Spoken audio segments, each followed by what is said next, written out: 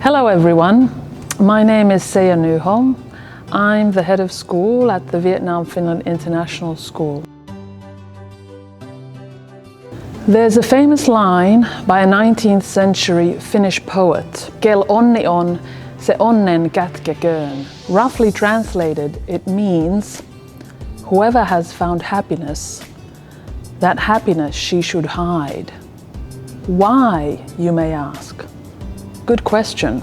In olden days, people were perhaps afraid to show that they were happy, in case it caused envy and brought them misfortune. It was all right to be secretly happy, to hide your happiness. But people were superstitious and thought that showing you were happy could get you in trouble. 150 years ago, life was also very hard. People were poor, and not long before the poem was written, Finns had starved to death in a great famine that swept across the country, killing, in some parts, 20% of the population. In times of great suffering, people frown upon the good fortune of others. Today we think a little differently about happiness, but there are still echoes of those sentiments expressed in the Finnish poem. Hide your happiness, or it may be taken away. For me personally, happiness is not something to strive for or pursue. Happiness is a byproduct of doing what I love and trying to do it well. Happiness is something I feel when I stop to appreciate all the good things in my life. Whether at work or at home, we all strive to be accepted and loved. I feel most happy when I spend time with my family. Yes, they drive me crazy sometimes, but my family is also an endless source of joy. Looking at them, I realize how precious life is. It's so easy to focus on the negative things in life, to complain and whine and whinge and gripe. I think we humans enjoy complaining, since we seem to have a gazillion synonyms for the word complain. Coming from Finland, which for the past 2 years has been named the happiest country in the world, you might think that no one complains in my country. Well, you're wrong. There's lots to complain about, starting with the weather. I still chuckle at what my late Uncle Simo said when he heard us complaining about a cold and rainy summer. Well, at least it's short. Thinking about the title, Happiest Country in the World, I recognize that there are a few big things that make a nation and its people happy. The first is freedom from war.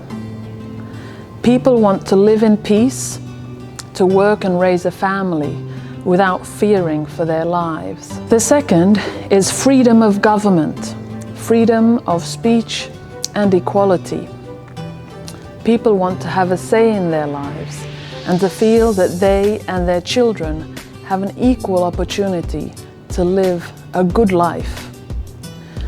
To develop as a society, the people must have the right to choose their leaders and to influence the direction their country is taking. The third is unity, working for the common good. While Finns are very individualistic and independent, even prickly sometimes in terms of personality, as a nation, we Finns agree about some very important rights that make life easier. We want affordable daycare, free education, free healthcare, a clean environment, and a strong infrastructure, including public transportation. To have these things, we in Finland are willing to pay our taxes on time and honestly. To tell you the truth, Finns are not particularly happy people. My guess is that you'll find more smiles in the slums of Calcutta than in any modern city in Finland. However, in terms of the well-being of the whole nation, yes, Finland is a happy country.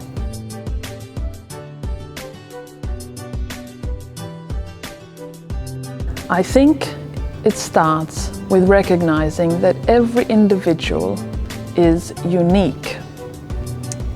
A child may be small, but he or she has rights and responsibilities just like the rest of us. We want our students to feel important, but for the right reasons. For being kind, for learning a new skill, for asking questions, for being a good friend, for sticking to the rules. A school should be a community where the well-being of all its members is important. Creating an environment that encourages learning and feeds the natural curiosity of children is something we are committed to at VFIS. In a safe environment, children have the freedom to explore and use their imaginations. Our teachers are trained to look at the world from the child's point of view and guide them to grow into healthy, well-balanced adults. If we can help students find out what they love and what they're good at, to find their passion, then we have helped them to be happy.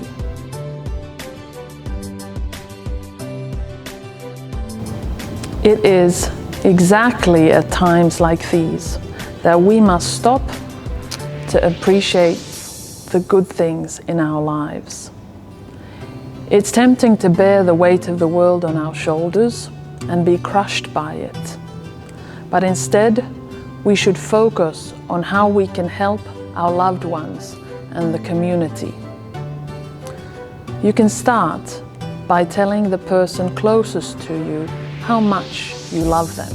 In our communities, this is not a time to be selfish. Many people are working in Vietnam to keep the nation safe and our basic needs fulfilled.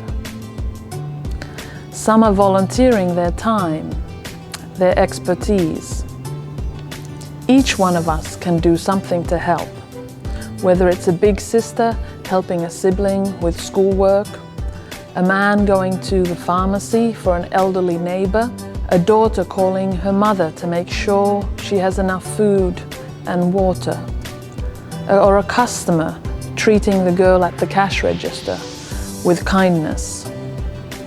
Some of us have jobs right now that are very critical to all our well-being. I especially worry about the people working in healthcare. They need all our support so that they can do their job well and help save lives.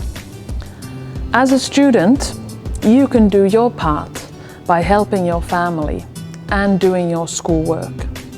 It's not easy, I admit, but by being responsible and helpful, you make life easier for the people around you. Many of us feel anxious and stressed, but by being generous and kind to others, we ourselves benefit. The giver often feels more happiness than the receiver. Try it.